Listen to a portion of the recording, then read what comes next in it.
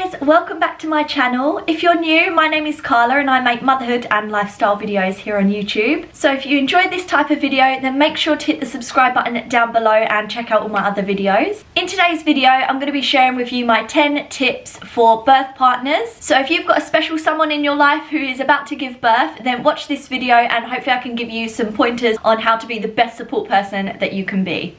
My cousin Holly is due to give birth any day now, and I've got the pleasure of being her support person during her labour. She was my support person when I gave birth, and she was literally next to Tyler. She was my rock, and I really want to be able to return the favour to her. So I've been doing a lot of research on how to be the best support person. I've also had a lot of conversations with her. So I feel like these are the best 10 tips that I could think of that really will help out the special lady in your life. So if you want to find out how to be the best support person, then just keep watching. Tip number 1 is to speak to her and find out what she wants and what she doesn't want. So if it's your partner, your friend, your cousin, make sure you have the conversation with them a few weeks prior to the due date, just to make sure that you both have the same sort of idea on what you find encouraging. So I went to Holly's house the other week and I asked her, you know, would you like me to be playing music? Would you like massage? And actually she doesn't want any of that. So I'm really glad I asked her, because I mean, when I gave birth, I wanted like the massage, the music. So it's good to find out just so that you're on the same page.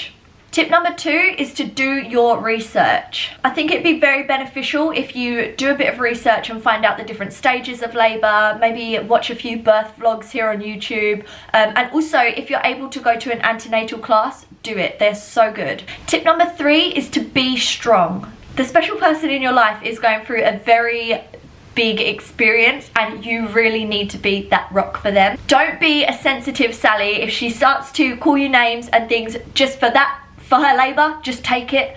Be brave and just take whatever is thrown at you. If she wants to squeeze your hand, you better take it, because she is going through so much pain to bring this little person into the world. You can't take the wheel and do it for her, so you just need to do whatever you can to help her through it. And if that is giving you a bit of verbal, just take it.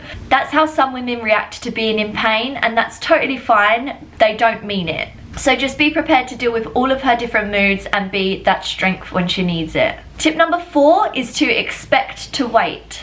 There are so many different types of labours. Some are really, really long, some are really short, but be prepared for it to be really long and for you to be up all night. So just be prepared to wait. Tip number 5 is to be at her beck and call. Be ready to react to any demands that she may have. Don't hang about, get it done as soon as you can. If she says, oh, I've got a sore spot, be there to massage it straight away. If she wants a drink, go get the drink straight away. Your job during this time is literally to just make her as comfortable as she can be. This is just one experience where you really need to put her first and be at her beck and call. Tip number 6 is to pack yourself a bag. Labour is very unexpected, so don't rely on the due date. So just make sure that you've at least got a list on your phone of what you want to bring to the hospital. I'll be doing a what's in my hospital bag for a support person video, so I'll link that down below once that's uploaded, and you can have a little watch of that just to see what sorts of things to bring as a support person. You want your bag or your list ready just so that you can grab it and go. Tip number 7 is to take pictures and videos. Obviously this is something that you'd want to discuss with her beforehand, but pictures and videos, she will cherish those for the rest of her life. I know some people really don't want photos, but I think most women do, at least of the baby when they first come out, and I think it would be nice to maybe video a couple of contractions. Obviously, you need to be discreet. Don't be shoving a camera in her face, because that is the last thing you want in labour. So just take a few sneaky videos and pictures to the side. But yeah, do not be all up in her face with a camera, because that is not what she's going to want. Just discuss it with her beforehand and just make sure that you're on the same page. Tip number 8 is to mentally prepare yourself. If you've never seen a birth video before, make sure you start to watch some on YouTube just to get a rough idea of what you're about to witness. If you feel like you can't really handle what's going on down there, you're maybe a bit squeamish, just stay by her side, hold her hand and be strong for her. Don't let her know that you're feeling a bit anxious about it. Just stay by her head if you don't want to see what's going on down there. If you're acting worried, that really won't help.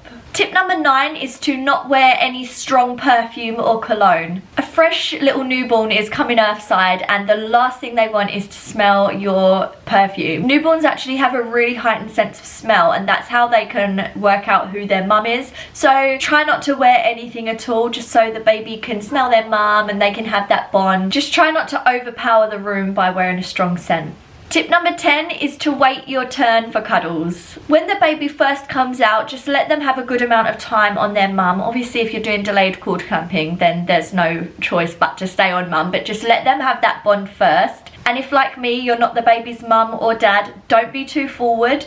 Sit back, let them have their time. There'll be plenty of time for you to have cuddles. Don't be in their face, oh, let me have a hold, let me have a hold. Please don't do that. Just let mum and dad have a cuddle, and then once it's all calmed down, then there'll be plenty of time for you. So that, you guys, is my top 10 tips for supportive birth partners. Make sure to hit the like button if you found this video helpful. Also hit the subscribe button and subscribe to my channel. I would love to have you as a viewer. Good luck to all of you birth partners. Let me know your experience in the comments below. I would love to hear them, and thank you so much for watching. Bye!